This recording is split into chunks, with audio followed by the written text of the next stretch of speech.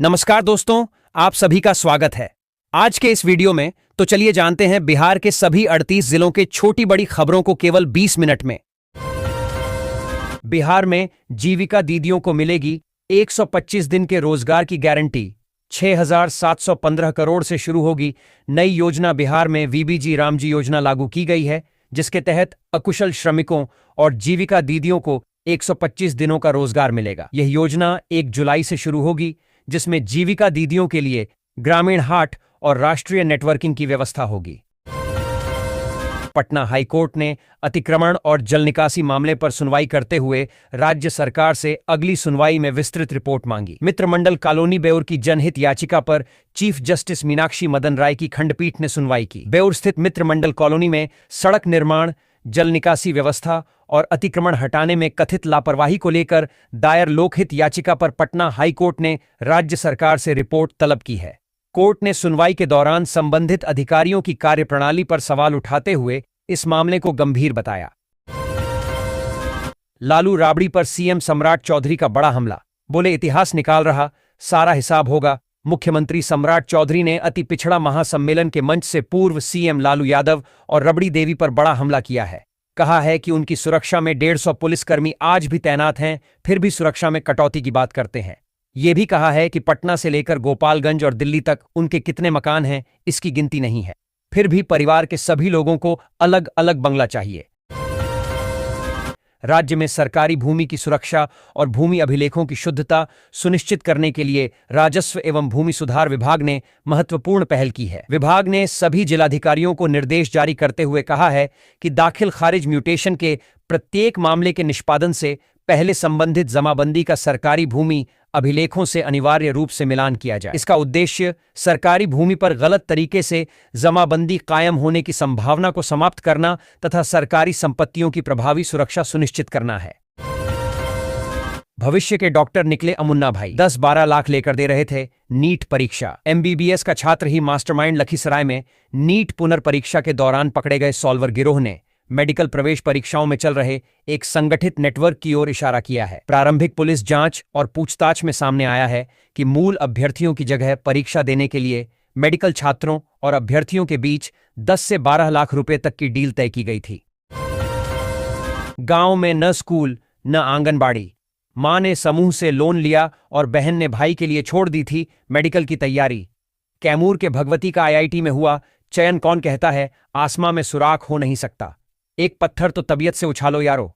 महान कवि दुष्यंत कुमार की इन प्रसिद्ध पंक्तियों को कैमूर जिले के भगवानपुर थाना क्षेत्र अंतर्गत सुदूर पहाड़ी इलाके में बसे जलईबाग गांव के एक होनहार युवक भगवती कुमार उर्फ गोलू ने सच कर दिखाया है। बुनियादी सुविधाओं से कोसों दूर, जिस गांव में आज तक न कोई स्कूल है और न ही आंगनबाड़ी केंद्र, उस गांव के एक अत्यंत गरीब परिवार के बेटे ने देश की सबसे प्रतिष्ठित प्रौद्योगिकी संस्थान प्रवेश परीक्षा आईआईटी में सफलता हासिल कर इतिहास रच दिया है। बिहार में आगामी राजनीतिक सरगर्मियों और सांगठनिक मजबूती को देखते हुए भारतीय जनता पार्टी भाजपा बिहार प्रदेश इकाई में बड़े बदलाव किए गए हैं। भाजपा के प्रदेश अध्यक्ष संजय सरावगी के निर्देशानुसार राज्य में सरकार संगठन समन्वयकों की आधिकारिक घोषणा कर दी गई है। 22 जून को जारी इस आधिकारिक पत्र के तहत सूबे के विभिन्न संभागों और जिलों में बेहतर तालमेल स्थापित करने के लिए पार्टी के 5 वरिष्ठ विधायकों को महत्वपूर्ण जिम्मेदारी सौंपी गई है। प्रदेश मुख्यालय प्रभारी अभय कुमार के हस्ताक्षर से जारी इस सूची के बाद पार्टी कार्यकर्ताओं में नई ऊर्जा देखी जा रही है। जल जमाव की समस्या खबर प्रकाशित होने के बाद प्रशासन की नींद खुली। इसके बाद आरा नगर निगम के वार्ड 44 में जल जमाव की समस्या को दूर कर दिया गया। इसके बाद स्थानीय लोगों ने राहत की सांस ली है। बताते चलें कि आरा नगर निगम के अस्तित्व में आने के करीब 2 दशक बीत जाने के बावजूद शहर के कई इलाकों में मूलभूत सुविधाओं का अभाव बना हुआ है। इसका ताजा उदाहरण नगर निगम क्षेत्र के वार्ड संख्या 44 स्थित रेलवे स्टेशन से सटे अनाइठ मठिया इलाके में देखने को मिल रहा था, जहां लंबे समय से जल जमाव की समस्या के कारण स्थानीय लोगों का जीवन प्रभावित हो रहा था।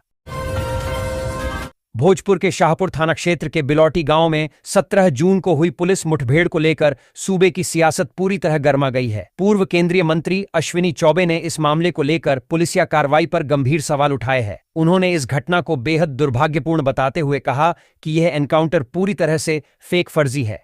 पुलिस चाहती तो भरत तिवारी को दबोचकर गिरफ्तार कर सकती थी, लेकिन ऐसा नहीं किया गया। चौबे ने कड़े तेवर अपनाते हुए मांग की कि जिस भी पुलिसकर्मी ने इस कृत्य को अंजाम दिया है, उसका हथियार तुरंत जब्त कर उसे सीधे जेल की सलाखों के पीछे डालना चाहिए।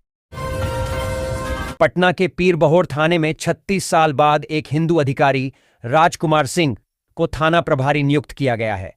1990 से लगातार मुस्लिम अधिकारियों के पास रही इस थाने की कमान अब बदल गई है। सज्जाद गद्दी को हटाकर राजकुमार सिंह को यह जिम्मेदारी मिली है।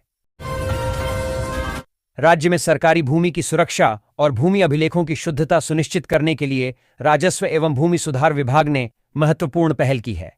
विभाग ने सभी जिलाधिकारियों को निर्देश जारी करते हुए कहा है कि दाखिल खारिज म्यूटेशन के प्रत्येक मामले के निष्पादन से पहले संबंधित जमाबंदी का सरकारी भूमि अभिलेखों से अनिवार्य रूप से मिलान किया जाए। इसका उद्देश्य सरकारी भूमि पर गलत तरीके से जमाबंदी कायम होने की संभावना को समाप्त करना तथा सरकारी संपत्तियों की प्रभावी सुरक्षा सुनिश्चित करना है। जिला मुख्यालय हाजीपुर में नीट परीक्षा के दौरान एक परीक्षा केंद्र पर फर्जीवाड़े का बड़ा मामला सामने आया है। बायोमेट्रिक मिलान में विसंगति पाए जाने के बाद पुलिस ने एक सॉल्वर फर्जी परीक्षार्थी को रंगे हाथों गिरफ्तार किया है। यह कार्रवाई नगर थाना क्षेत्र के GA इंटर स्कूल परीक्षा केंद्र पर की गई, जहां असली परीक्षार्थी की जगह दूसरा युवक परीक्षा दे रहा था। केंद्र व्यवस्थापक की लिखित शिकायत पर नगर थाना पुलिस ने भारतीय न्याय संहिता BNS और लोक परीक्षा कानून के तहत केस दर्ज कर मुख्य आरोपी को जेल भेज दिया है। मुख्यमंत्री सम्राट चौधरी ने आज लोक सेवक आवास स्थित संकल्प सभागार में गन्ना उद्योग विभाग की समीक्षा बैठक। मुख्यमंत्री ने राज्य में चीनी उद्योग के पुनरुद्धार, निवेश को बढ़ावा देने तथा किसानों की आय में वृद्धि के लिए आवश्यक कदम उठाने का अधिकारियों को निर्देश दिया। बैठक में गन्ना उद्योग विभाग के सचिव धर्मेंद्र सिंह ने प्रस्तुतिकरण के माध्यम से विभाग की विभिन्न योजनाओं, चीनी मिलों की अद्यतन स्थिति, गन्ना उत्पादन की स्थिति तथा बिहार गन्ना उद्योग प्रोत्साहन नीति के संबंध में विस्तृत जानकारी दी। साथ ही 9 बंद चीनी मिलों के पुनर्जीवन तथा 25 नई चीनी मिलों की स्थापना की कार्ययोजना की जानकारी दी। सरेंडर के बाद मारी गोलियां, भोजपुर कथित मुठभेड़ मामले में हाईकोर्ट में PIL दायर। बिहार के भोजपुर के बिलौटी गांव में हुए भरत भूषण तिवारी कथित एनकाउंटर मामले की गूंज अब पटना हाईकोर्ट तक पहुंच गई है। 17 जून 2026 को हुई इस कथित पुलिस मुठभेड़ को लेकर हाईकोर्ट के अधिवक्ता मुकेश कुमार ने एक जनहित याचिका PIL दायर की है। याचिका में पूरे मामले की किसी निष्पक्ष एजेंसी से जांच कराने, दोषी पुलिस पदाधिकारियों पर प्राथमिकी FIR दर्ज करने, मृतक के पीड़ित परिवार को तत्काल सुरक्षा मुहैया कराने और उचित मुआवजा दिलाने की पुरजोर मांग की गई है। दीवार फांदकर नवनिर्मित मकान से उड़ाए लाखों के तार, CCTV में कैद हुई वारदात। राजधानी पटना से सटे दानापुर की द्वारकापुरी कॉलोनी में चोरों ने एक नवनिर्मित मकान को निशाना बनाकर लाखों रुपए के वायरिंग तार और मशीनें चोरी कर लीं। दीवार फांदकर घुसे चोरों की पूरी करतूत CCTV कैमरे में कैद हो गई है। बिहार पुलिस का ऐतिहासिक सुधार, 425 थानों में अब इंस्पेक्टर होंगे थाना प्रभारी। 217 नए थानों को किया गया अपग्रेड। बिहार पुलिस मुख्यालय ने नए आपराधिक कानूनों के तहत राज्य के 425 थानों में इंस्पेक्टर को थानाध्यक्ष नियुक्त करने का आदेश जारी किया है। अंचल निरीक्षक की शक्तियों से लैस इन अधिकारियों के तहत अनुसंधान और विधि व्यवस्था की अलग इकाइयां काम करेंगी। पटना हाईकोर्ट ने एक महत्वपूर्ण आदेश पारित करते हुए संविधान के अनुच्छेद 21 के तहत प्रत्येक व्यक्ति के जीवन एवं स्वास्थ्य के अधिकार की पुनः पुष्टि की है। कोर्ट ने याचिकाकर्ता शोभा देवी द्वारा दायर रिट याचिका पर सुनवाई करते हुए उनके पति करणवीर सिंह यादव उर्फ लल्लू मुखिया, जो वर्तमान में बरह थाना कांड संख्या 98/2023 में न्यायिक हिरासत में भागलपुर के विशेष केंद्रीय कारा में बंद हैं, के समुचित एवं विशेष चिकित्सा उपचार हेतु आवश्यक निर्देश जारी किए हैं। जिले में विधि व्यवस्था को और अधिक प्रभावी बनाने तथा अपराध नियंत्रण को मजबूत करने के उद्देश्य से पुलिस अधीक्षक संतोष कुमार ने सोमवार को बड़े पैमाने पर पुलिस पदाधिकारियों का तबादला किया है। जारी आदेश के अनुसार कुल 52 पुलिस पदाधिकारियों एवं कर्मियों को विभिन्न थानों, अनुसंधान इकाइयों और शाखाओं में नई जिम्मेदारी सौंपी गई है। तबादला सूची में कई थानों के अपर थानाध्यक्ष, अनुसंधान पदाधिकारी, थाना लेखक और महिला हेल्प डेस्क प्रभारी शामिल हैं। भगवान सूर्य मृगशिरा नक्षत्र से सोमवार को आर्द्रा नक्षत्र में प्रवेश कर गए। 6 जुलाई तक सूर्य इसी नक्षत्र में रहेंगे। आर्द्रा नक्षत्र के शुरू होने के साथ सनातन धर्मावलंबी के घरों में विशेष रूप से खीर, दाल भरी पूरी बनाकर भगवान विष्णु को भोग लगाया जाता है। आरोग्यता पाने के लिए विशेष रूप से आम का सेवन किया जाता है। इस नक्षत्र में वर्षा की संभावना अधिक होती है। खेती किसानी के लिए समय सही माना जाता है। ज्योतिष शास्त्र के अनुसार 27 नक्षत्रों में आर्द्रा को जीवनदायिनी नक्षत्र कहा गया है। बिहार लोक सेवा आयोग बीपीएससी की 70वीं संयुक्त प्रतियोगिता परीक्षा के परिणाम घोषित होते ही हसपुरा प्रखंड के सुदूर गांव जैतपुर में खुशी की लहर दौड़ गई। गांव की बेटी स्वाति कुमारी ने परीक्षा में सफलता हासिल की है। ग्रामीण विकास पदाधिकारी आरडीओ के पद पर चयनित होकर स्वाति ने अपने परिवार, गांव, प्रखंड और जिले का नाम रोशन किया है। उन्होंने परीक्षा में 1430वां स्थान प्राप्त किया है। बिहार सरकार के नगर विकास एवं आवास विभाग के मंत्री नीतीश मिश्रा ने सोमवार को विभाग के आरोप एवं निगरानी प्रकोष्ठ तथा नगरपालिका प्रशासन से जुड़े कार्यों की उच्च स्तरीय समीक्षा बैठक की। जवाबदेही तय, गुणवत्ता सुनिश्चित के मूल मंत्र के साथ आयोजित इस बैठक में विभागीय कार्यों की प्रगति, लंबे समय से लंबित मामलों, विभागीय अनुशासनिक कार्रवाई तथा शहरी निकायों की कार्यप्रणाली की बिंदुवार गहन समीक्षा की गई। बैठक में मंत्री ने 2 टूक शब्दों में कहा कि प्रशासनिक व्यवस्था में पारदर्शिता और जवाबदेही हमारी सर्वोच्च प्राथमिकता है, इसलिए किसी भी स्तर पर अनियमितता या ढिलाई को बिल्कुल भी बर्दाश्त नहीं किया जाएगा।